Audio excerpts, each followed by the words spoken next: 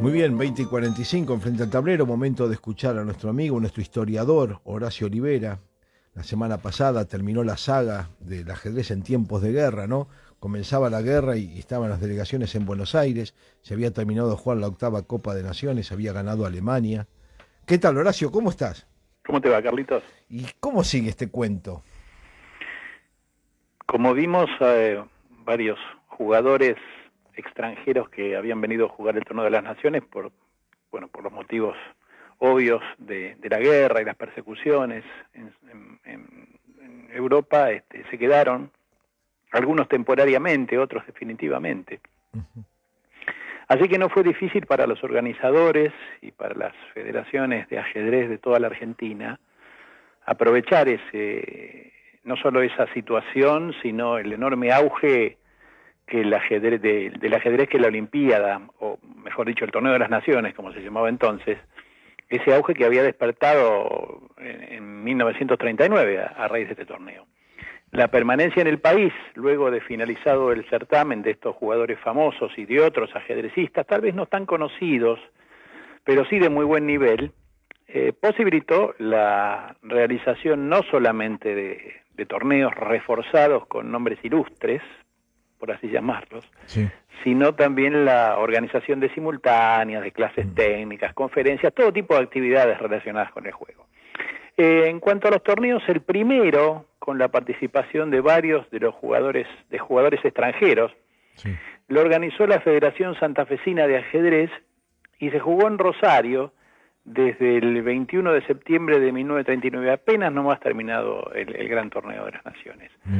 En el mismo hubo 3 estrellas excluyentes, el letón Petrov, el austríaco Elis Cases, que a la sazón había sido el primer tablero del equipo alemán ganador del Torneo de las Naciones, y el lituano Vladas Mikenas, que en el futuro sería una especie de prócer en el ajedrez soviético. Quienes en ese orden, Petrov, Elis Cases, Mikenas, se ubicaron en los puestos de privilegio delante de los mejores valores del ajedrez santafesino de entonces, entre los que figuraban, por ejemplo, los legendarios hermanos rosarinos Romeo y Oscar García Vera, ambos de una muy vasta y muy exitosa trayectoria ajedrecística. Por lo demás, Elis Cases sería uno de los maestros que se afincaría definitivamente después en nuestro país para alejarse de los horrores que hemos mencionado de la guerra europea. Inmediatamente, cuando terminó este torneo de Rosario, yo inicio en Buenos Aires, en la capital, otra competencia de magnitud, cierto que esta vez con una mayor cantidad de participantes, tanto extranjeros como argentinos, ¿no? Lo ganó el todavía polaco Mendel Najdorf, que era ni más ni menos el querido y recordado viejo Miguel Najdorf, que se afincaría en nuestro país y, bueno, sería durante muchísimos años el mejor jugador de Argentina. Lo hizo empatado con el gran ajedrecista estonio Paul Keres, quien, como ya vimos, es un habitué de nuestras secciones. Como ya vimos, pese a ser un muchacho muy joven, era el virtual retador a la corona mundial luego de haberse impuesto en el torneo del Abro en 1938, en uno de los torneos, o tal vez el torneo más fuerte de la historia. Los 3 que siguieron en la tabla de posiciones aquí en Argentina, en este torneo de 1939, fueron el sueco Stalberg y el palestino Cherniak, quienes también permanecieron con nosotros hasta fines de los 40, después se fueron. Y otro que jugó el torneo fue el polaco Paulino Friedman, muy amigo de Najdorf, quien eligió también quedarse definitivamente en Buenos Aires, aunque poco después él abandonó la práctica activa del ajedrez. En el resto del lote se destacaron los argentinos Guimard, un jugador de muchísima experiencia, y el omnipresente Roberto Grau, que ya vimos quién es repetidamente. Como dato de color, digamos que por lo inusual que era en esa época, hay que mencionar la participación en el torneo de la excelente jugadora femenina alemana, Sonia Graf, una mujer de una personalidad avasallante y de una vida muy intensa, que luego de varios años en nuestro país terminó recalando definitivamente en los Estados Unidos, donde terminó hizo una carrera ajedrecística, bueno, se casó, tuvo hijos, etcétera, etcétera. Pero antes de finalizar el año, y pese a las restricciones propias de la guerra que recientemente se había iniciado, hubo aún algo de ajedrez en esta convulsionada Europa de la que hablamos. En los Países Bajos ocurrió un evento ajedrecístico de magnitud suficiente, digamos, como para mencionarlo en estas crónicas.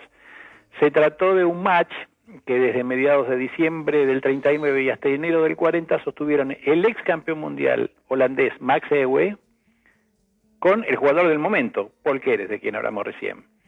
El jugador estonio Keres, recién llegado desde Buenos Aires, debió cruzar Europa desde su país natal, camino a los Países Bajos, con las consecuentes riesgos que el estado de conflicto reinante significaba. Sin embargo, lo hizo, y el match tuvo, como en algunas otras ocasiones, características itinerantes.